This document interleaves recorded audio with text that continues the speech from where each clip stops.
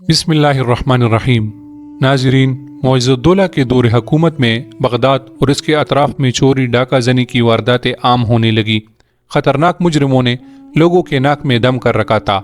اس صورتحال کا تدارک کرنے کے لیے حکومت وقت نے ایک سخت گیر پولیس افسر کو بغداد میں ایس پی مقرر کر دیا، جس نے زبردست آپریشن کر کے خطرناک ڈاکوؤں اور مجرموں کو پکڑ کر جیل میں بند کر دیا۔ پھر خلیفہ وقت سے ان کو نشان عبرت بنانے اور ان کے سر قلم کرنے کی اجازت طلب کی، جو اسے مل گئی۔ چنانچہ اس نے 20 ڈاکوؤں کو دریائے دجلہ کے پل پر سولی دینے اور انہیں قتل کرنے کے لیے جیل سے نکالا، اور پولیس کے ایک دستے کی نگرانی میں انہیں پل پر سولی کے تختوں پر جکڑوا دیا، تاکہ عام لوگ ان کی حشر سے عبرت حاصل کرے۔ ابھی آدھی رات نہ گزری تھی کہ پولیس اہلکاروں اور تانیداروں کی آنکھ لگ گئی اور وہ سو گئے۔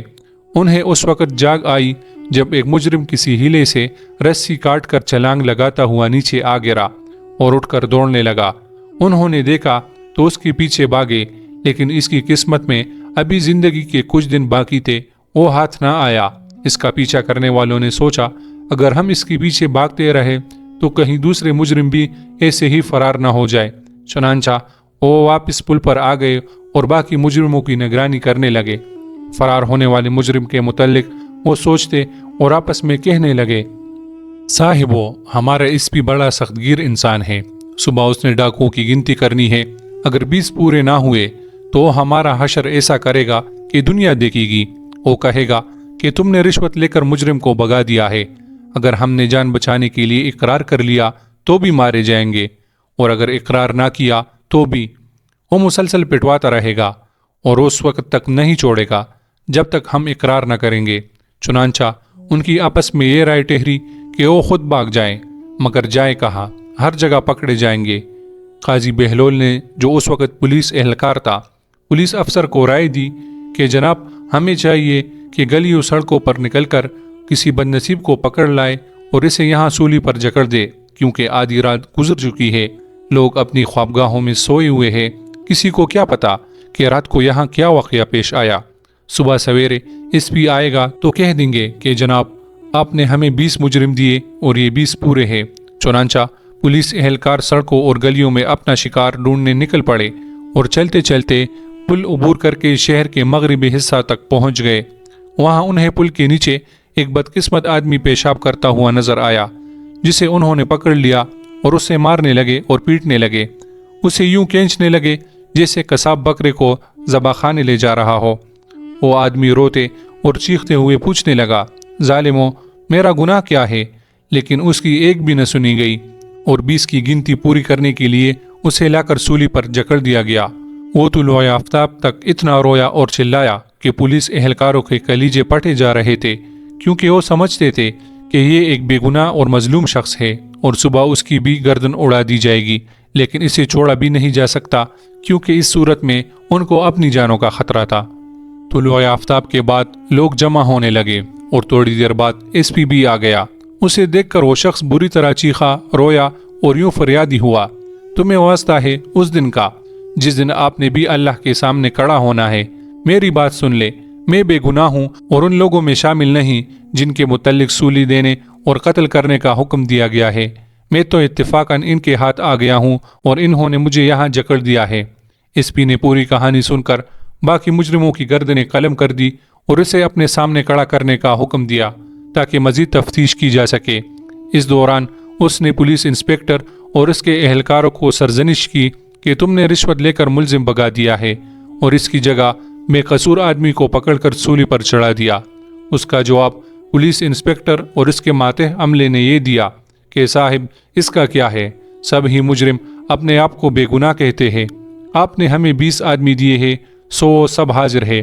تاہم پولیس آفیسر ایس پی نے مزید تفتیش کے لیے جیل سے باقی قیدیوں اور دربانوں کو اپنے سامنے حاضر کیا اور ان سے پوچھا، کیا یہ شخص ان مجرموں میں سے ہے جو آپ کے ساتھ جیل میں تھے اور میں نے ان کے قتل کا حکم دیا تھا؟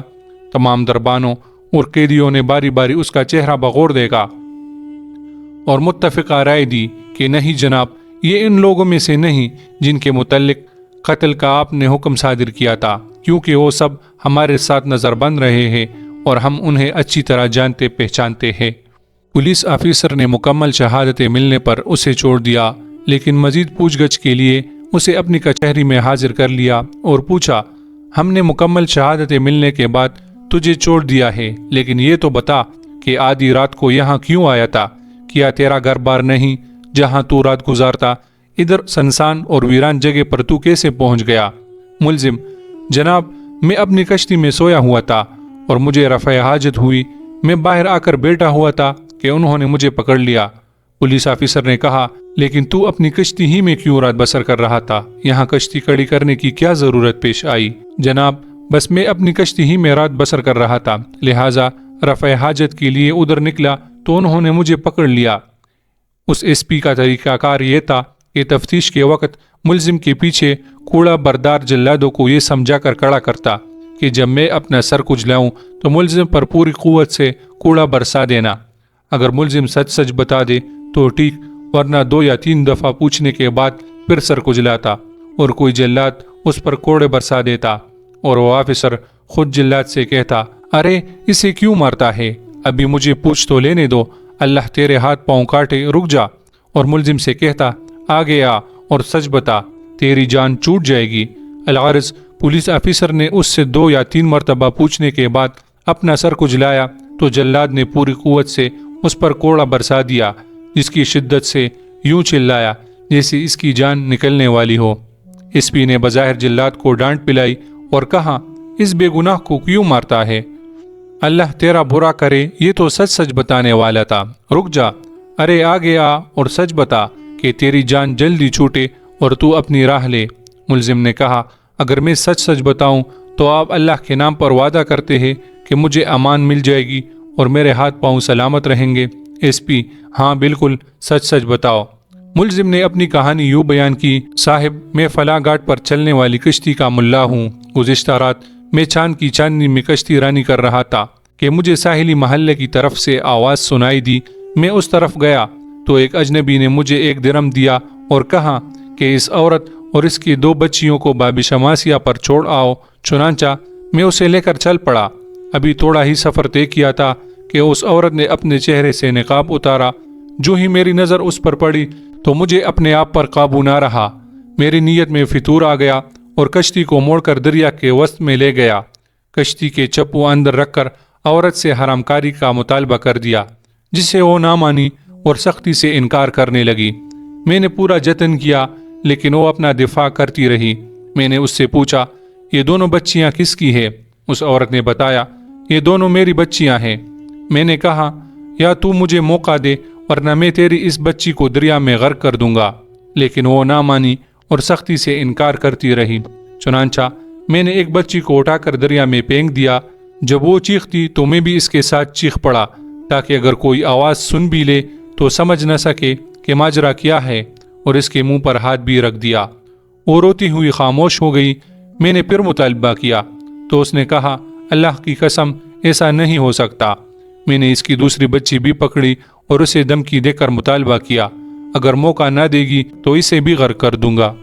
जब उसने इनकार किया तो मैंने दूसरी को भी दरिया में फेंक दिया। वो चीखती और वावेला करने लगी तो मैंने इसके मुंह पर हाथ रख दिया।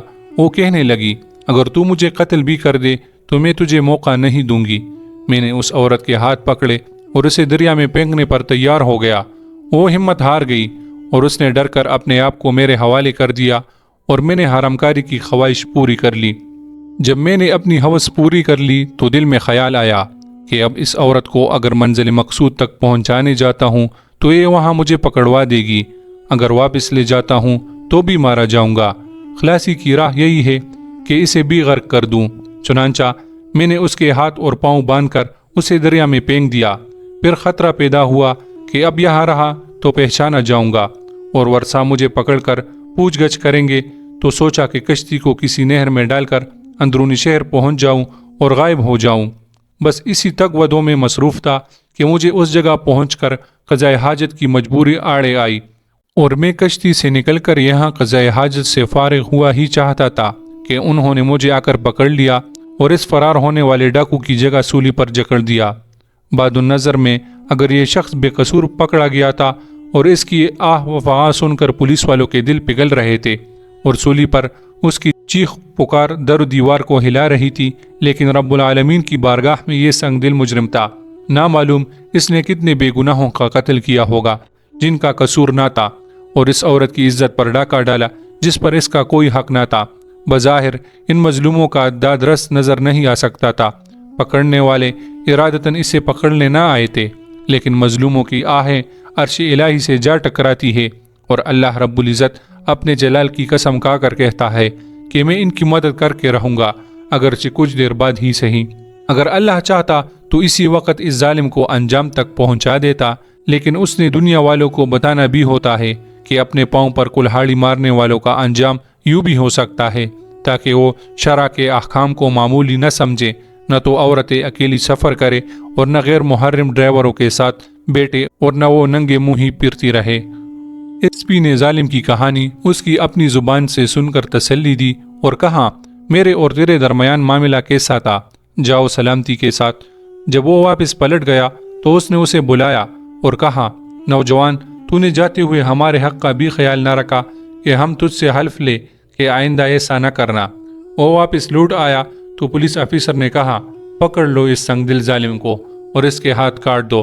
جب پولیس اہلکاروں نے اسے پکڑا اور اس کے ہاتھ کاٹنے شروع کیے تو وہ بولا، جناب، تم بد عہدی میں میرے ہاتھ کاٹ رہے ہو جبکہ تم نے مجھے امان دی تھی۔ ایس پی نے کہا، اے خونخوار کتے، تیرے جیسے کے لیے امان کہاں؟ 3 بے گناہوں کو تو مار چکا اور عزت لوٹ چکا ہے۔ چنانچہ پہلے تو اس کے ہاتھ پاؤں کاٹے گئے اور پھر اس کی گردن کاٹ کر اسے آگ میں جلا دیا گیا۔ یوں ظالم درندے کا قصہ تمام ہوا۔